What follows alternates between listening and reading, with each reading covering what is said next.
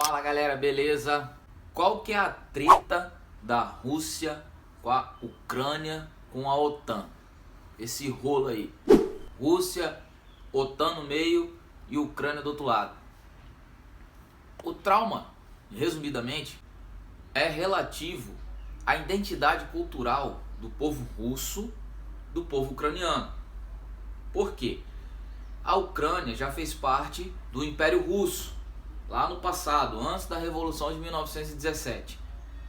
E também fez parte do Império Otomano. Então, parte da Ucrânia se identifica com o povo islâmico. Inclusive tem uma boa parte de muçulmanos.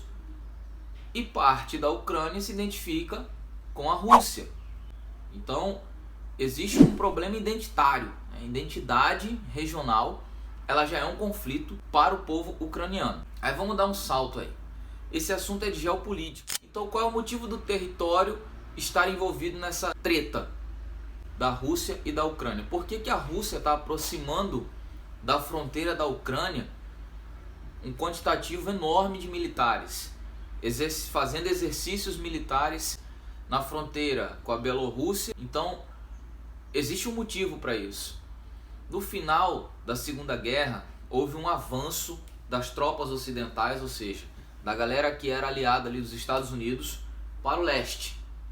Os países da Europa que ficaram esfacelados e destruídos pela guerra, eles resolveram se aliar a uma grande potência mundial para poder estabelecer um tratado de ajuda mútua militar, no sentido de manter a paz, certo?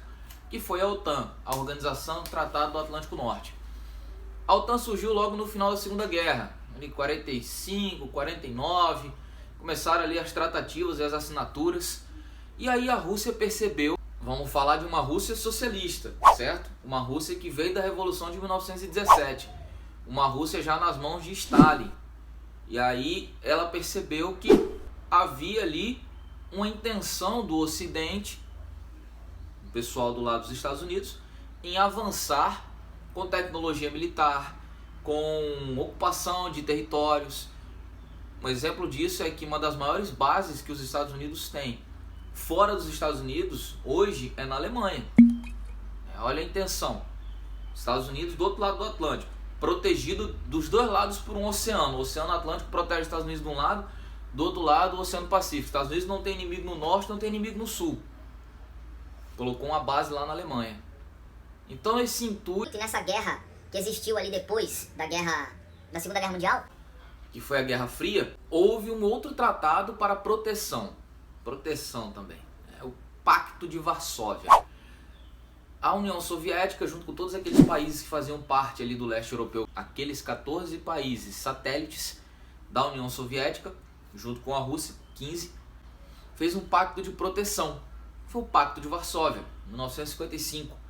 Então, o Pacto de Varsóvia, ele foi uma resposta ao Tratado do Atlântico Norte. Então esse é o histórico entre OTAN, aqui, né, desse lado, e Rússia. Hoje, Rússia, a época União Soviética. Quando a União Soviética se desfacelou, houve o fim da União Soviética ali no ano de 1991 e, consequentemente, a renúncia do Gorbachev. eu não lembro se é o Gorbachev. A renúncia do Gorbachev. No final ali de 1991, esses países satélites, eles foram ficando independentes. Tanto é que em agosto de 1991 ela declarou independência, em dezembro já foi reconhecido. Então era um país que a Rússia tinha muitas relações comerciais e industriais. Por ser satélite, então muitas coisas eram ligadas à Ucrânia. A indústria soviética, a maior parte dela foi radicada na Ucrânia. A parte de construção de blindados, toda ela praticamente era feita na Ucrânia. Tanto é que hoje a Ucrânia é o país que mais tem blindados russos depois da Rússia no mundo. E olha que a Rússia já fornece blindados para vários países no mundo. Porém a Ucrânia é a detentora da maioria deles. Por quê? Porque os parques de manutenção e de construção eram lá na Ucrânia. Então os modelos de carro de combate aí, T-72, T-80, T-81U, né? T-80U, T-80, T-90 eram fabricados na Ucrânia. Quando a União Soviética acabou, os caras sentaram na mesa e falaram: caraca, cadê a parada da União Soviética? Ou seja, estava tudo distribuído. E agora não era mais União Soviética, era a Rússia, mano. Era a Rússia sozinha, com vários países ali do leste europeu procurando sua independência.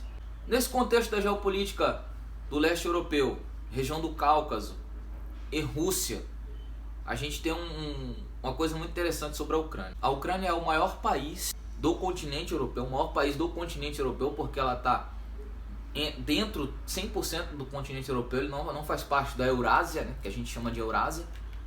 É o maior país do continente europeu. É porta de saída para o Mar Negro, para a Rússia e para o Mar de Azov. Olha o nome desse mar aí, Azov, não é? É a porta de saída para o acesso ao Mar Mediterrâneo, para a Rússia, né, e para outros países, mas principalmente para a Ucrânia, porque ela detém aquela costa. Então, geograficamente, muito bem posicionada. Tem um terreno muito fértil, um dos maiores produtores de grãos da Europa. Os interesses russos, eles são claros desde quando Vladimir Putin assumiu a presidência da Rússia, com relação ao seu desenvolvimento, né, ao seu crescimento. Ele investe muito na parte de armas nucleares e no seu poderio bélico. É um país enorme, de grandes extensões e de muitos inimigos, então realmente ele tem que ter essa preocupação. A OTAN, ela já avançou muito dentro da Europa, vários países ali signatários dentro da Europa, e agora ela começou a pegar os países ali que são do entorno da Rússia, os países que são da fronteira da Rússia ali. Sinceramente, fechando com a Ucrânia fazendo parte da OTAN, a Rússia vai ficar cercada pela OTAN, cercada. E é isso aí que é uma das alegações do presidente da Rússia, é aproximação de inimigos. Haja vista que na estratégia de defesa nacional da França, a Rússia é vista como inimiga. O presidente da Rússia da França esteve lá essa semana. Eu vou até postar a foto aí, vocês verem a distância que estava de um para o outro na mesa. E o Putin sentou de um lado, o Macron sentou 2 km depois. Isso aí já é uma visão que eles têm da proximidade entre os países, né? E na própria reunião com o presidente da China, os caras pegando na mão e se abraçando. Putin e Xi Jinping, né, se abraçando, pegando na mão do outro. E já com o Macron, ele nessa separação, ou seja, ele não quer papo com a OTAN, ele quer que a OTAN cumpra o que ele está pedindo. E por que essa treta toda? Porque a Ucrânia, em 2012, ela começou a entrar para a União Europeia. E aí foi quando começou o rolo da Crimeia e lá de Donetsk. Porque o povo russo dessa região não aceitava que a Ucrânia fosse integrada à União Europeia. Eles queriam uma maior integração com a Rússia, porque são um povo que se identificam como russos. Falei lá no começo, tem uma galera que se identifica como muçulmano e tem uma galera que se identifica como russo. Então a galera que se identifica como russo foi ali financiado por russos, grupos separatistas, para empreender uma revolução para que a Rússia pudesse entrar numa intervenção militar. Olha o cenário, numa intervenção militar a fim de proteger os russos que moravam naquela região de Donetsk e da Crimeia. A primeira intervenção russa foi na Crimeia, haja vista que também tinha um interesse militar da Rússia, porque a frota do Mar Negro ficava toda sediada na Crimeia, naquela península da Crimeia, em Sebastopol. Então, para eles houve uma justificativa de intervenção militar da Rússia na Ucrânia.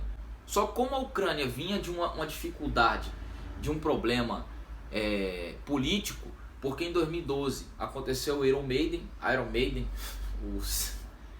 Euromaidan, que foi um movimento do povo ucraniano nesse intuito aí de aproximar a Ucrânia da União Europeia e também de separar, ou seja, foi um movimento de grupos que queriam essa aproximação e separação. Foi meio que a primavera árabe ali da Ucrânia. E aí as pressões que o presidente ucraniano recebeu foram muito fortes e ele acabou renunciando. Isso 2012, 2013. Então a partir daí, né, houve uma crise política no país. Quando há uma crise política no país, o primeiro atingido é o povo. O segundo, as suas fronteiras. Enfraquece. Por que enfraquece? Porque a presença política dentro do planejamento estratégico da defesa de uma nação, ela é importantíssima. Porque o uso da força, ele é o último recurso. Ainda mais hoje, numa era nuclear. O presidente da Rússia deu uma entrevista tem 2 dias falando sobre isso. Falou que realmente reconheceu a OTAN como uma grande organização, que o poderio bélico da OTAN é muito maior do que o da Rússia. Caso haja uma invasão, os países da Europa vão ser arrastados para mais uma guerra em que eles não vão ter tempo nem de invocar o artigo 5º do Tratado de Roma, que fala sobre os crimes de guerra, crimes contra a humanidade, porque ele enfatizou que a Rússia é uma das maiores potências nucleares do mundo, deixando aí vários países para trás no quesito arma nuclear. Hoje a gente vê um problema seríssimo com relação aos conflitos no que diz respeito ao emprego de armas nucleares. Então a gente está falando de grandes potências, Estados Unidos, Rússia, França, China, a galera que está envolvida nesse conflito aí. E esse rolo da Rússia com a Ucrânia é exatamente por causa disso. Houve essa crise, houve a invasão da Crimeia em 2014 pela Rússia, em seguida a ocupação de Donetsk, onde hoje ainda tem muitos conflitos por conta dessa ocupação russa. Grupos separatistas russos querem que essa parte de Donetsk seja parte da Rússia, seja declarada território russo.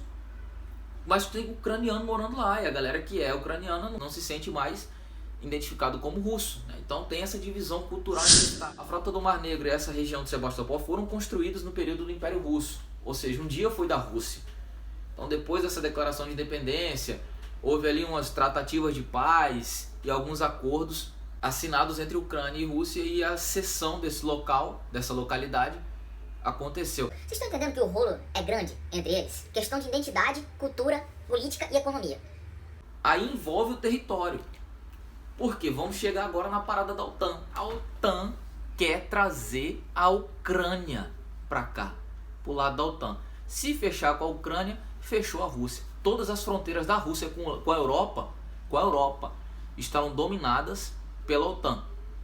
Então o Putin, nessa de perceber esse perigo, já começou a movimentar tropas. Gente, ó, tá movimentando tropa desde dezembro, já tem muito tempo.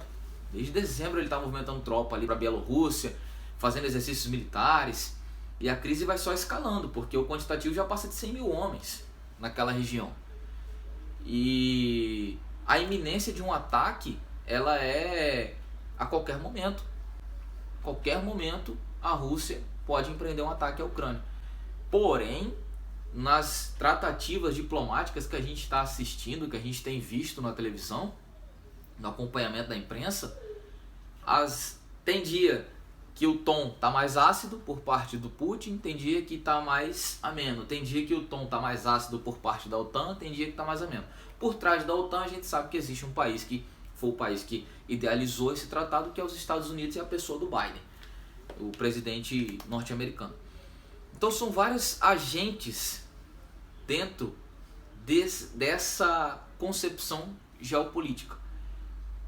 As fronteiras da Rússia e da Ucrânia são controladas ainda pela Ucrânia, porém é perceptível que nesse bate-encontro aí, Rússia, OTAN e Estados Unidos, a Ucrânia entrou de gaiato.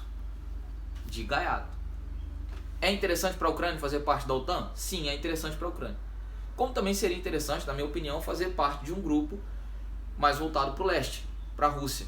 Mas aí é um pensamento da política interna e externa daquele país. Só que é um país que já vive crises políticas há muito tempo. Então para eles é difícil essa tomada de decisão. Haja vista que se toma uma decisão pela OTAN, arruma confusão com a Rússia. E olha o tamanho da Rússia. E a Rússia está ali na porta deles. Da Bielorrússia para Kiev, que é a capital, a fronteira onde está localizada ali a maior parte do contingente russo. Da Bielorrússia para a capital Kiev, são 100 e poucos quilômetros, gente. Cara, isso aí é brincadeira hoje para uma tropa que é embarcada em blindados. Isso é coisa de horas. Chegar ali e ocupar aquela cidade com um contingente massivo aí de 20 mil, 30 mil homens. Isso é brincadeira para um exército hoje em dia. Então, a Ucrânia está numa situação extremamente complicada. Bom, para finalizar esse vídeo, a Helena trouxe aqui algumas contribuições pra gente.